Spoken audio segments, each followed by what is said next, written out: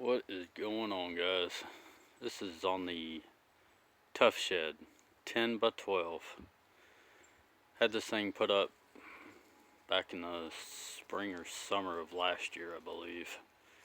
I'm just gonna go through and do a tutorial on it, and like to give a shout out to the guys that came out here and built this, because man, they was balls to the walls non-freaking stop on this thing. Still holding up great. Still holding up really good. These guys did an awesome job.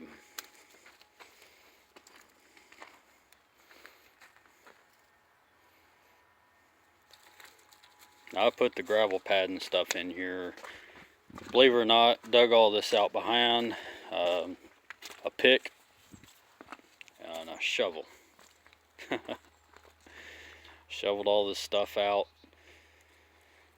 and laid in some garden barrier, rolled it out through here, and then put in my 4x4 post all the way around, all treated, and filled this gravel pad in with nothing but gravel. So I've had a few people tell me, oh, you don't need no gravel pad, or just set it up on blocks, and I'm like, no. Like, I put on gravel pad. I'm like, water's still going to drain. The water does not settle on it. Goes straight down to the ground. I don't have to worry about moisture setting in, anything like that. Everything goes straight to the ground. So I don't have to worry about no puddling or anything like that. So anyway, back on the 10 by 12. It's a pretty nice shed. Put in the radiant barrier and stuff. We'll get into that here in a minute. But you can see. Now the loft only came out to right there where my tip of my finger is at. All the way across. I think they did ask if they want to build the loft all the way out. Don't worry about it. Or actually put another loft actually here, so there's a bit of actually a space here. There've been a loft there, and then just a loft here. I told them don't worry about it. So they only put that portion of that loft in. So done that. Couple months later, the last couple days actually now, I've been in here and got my little project going. Put in a staircase in here, put in some walls, had a buddy come over here, kind of give me some few little suggestions, because the original plan that I had was the staircase that I was actually going to go with was actually going to fold up and hang up on the wall, and then when I need it down, I'll just set it back down and have it hanging up on the loft. But through all the calculations and measurements and all that stuff from up here for down here, those stringers, this whole stair would have been way out the door. So I had to go another route. So what I done is I put in a platform first, got my platform in, and built my stairs, 6 steps, 10 on my run, 7 on my rise. And then after I went through that, I went ahead and, buddy of mine, this is where my buddy came up with the idea of putting all in, because for the bracings, and that's a good idea. He builds houses for a living. I don't do this stuff for a living. I kind of had the idea of what I needed to do in here. He just filled in of what I needed to do, so I went ahead and went with that route.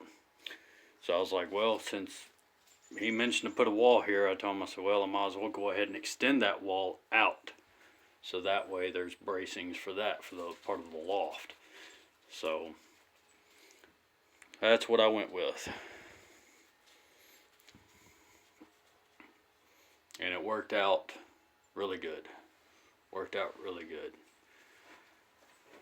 And for me, I've got a little bit of like I said, I've got a little bit of carpentry skills. I'm not a whiz at it. I'm not a pro or nothing at it, but I gotta say, I did a pretty damn good job. Damn good job.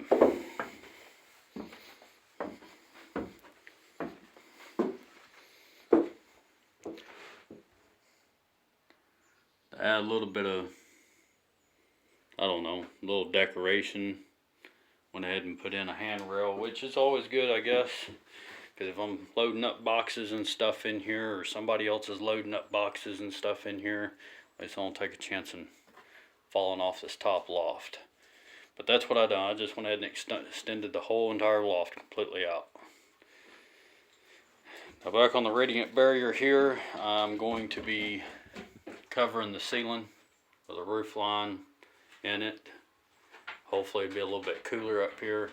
I've dealt with this stuff a couple years. My dad's dealt with it pretty much all his life and experienced with it when he was start trying to get into the business, but the business never went through. So but he done a lot of experimenting with it, and over the years he showed me on what radiant barrier can do, and it works. It honestly works. A lot of the newer houses nowadays, some of them do put in the radiant barrier. Sometimes they go in something a little bit different. Probably the paint, I don't know, but I know in some of the newer houses they do use some of the radiant barrier, and it works. So here a couple years ago when my dad had his shed, he's like, hey, you know, I'm gonna go ahead and put up some radiant barrier in my shed, you know, come out and help. So I went over there and helped him and stuff, put the radiant barrier up in his shed and everything, and believe it or not, it works. It works. It definitely works. It wasn't as hot in there, it was a little bit cooler, but this has been the project that I've been doing for the last couple of days. I just yet to make a YouTube video of it. Now I figured today would have probably been a good day to do a YouTube video. I think it's like 500 square feet, maybe a little bit more. I don't remember, but this is a little bit. I mean, this is still radiant barrier. It's a radiant guard. It's a little bit different than what my dad. I think my dad's got some of this, you know, down there, but it's a little bit thicker than some of the radiant barrier that he has, and I'll show y'all that here in a second. Because his has a shiny side, and then on the other side, it's a dull side. Well, the dull side faces, if you deal with radiant barrier, or if you're trying to get into radiant barrier, the dull side goes out towards you. The shiny side goes out towards the outside. So when the heat the heat comes to the wall, reflects onto the radiant barrier, bounces right back out. That's all it does. It's basically kind of like aluminum foil. I mean, if you think of it that way, take aluminum foil, you can do the same thing. I've just kind of got this stuff setting up here, but you see how it's like aluminum foil where it kind of crinkles. That stuff don't. It's more pliable. And I think this is kind of what's up there. This is a little bit thicker stuff than this stuff. But you can see, if I was to take this out, this would probably be the dull side. That's the dull side. That's the more shiny side. Same way with this stuff here. Dull side, and then you got more of the shiny side. But that's some old stuff, though. That's stuff that he's had for years on end. But like I said, I put some on the doors, and technically, I mean, that's fine. I mean, you could probably do fern strips or something, give a little air space. But I don't have it on there very tight. I've got it just basically loosely on there, even though it does look like it's on tight, but it's not. It is actually on loose. It's not completely plastered up against it. It just looks that way. This side is a little bit tighter, but this, you can kind of see it is still left loose a little. But up here, I'll just be tacking it loosely up on the rafters, so no big deal there. And I'll probably end up putting some up underneath here, just to go ahead and finish out the roof line.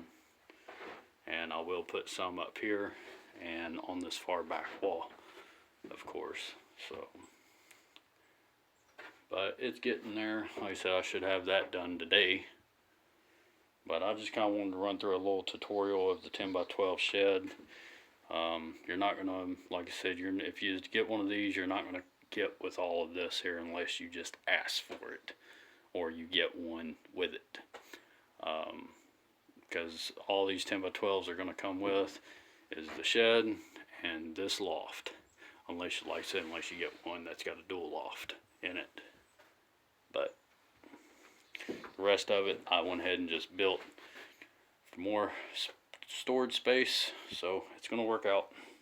Got plenty down here. I've got storage space under here, under the platform here, so that's all going to work out really well. I've got a old window that I thought about putting back there, but that was before I had all this, before I built all this.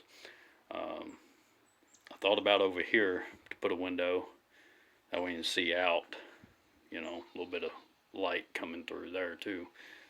But I don't know yet. It's still all kind of in the plans and all that stuff, so. But, like I said, this ain't no ordinary mechanic video or anything else like I normally do. This is just kind of the, like I said, 10x12 tutorial on the Tuff Shed. Home Depot.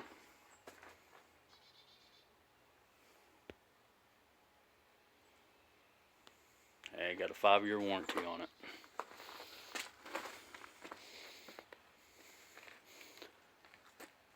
So, but anyway, guys, I think I'm gonna wrap this up and call it a day and get up here and get this radiant barrier put in.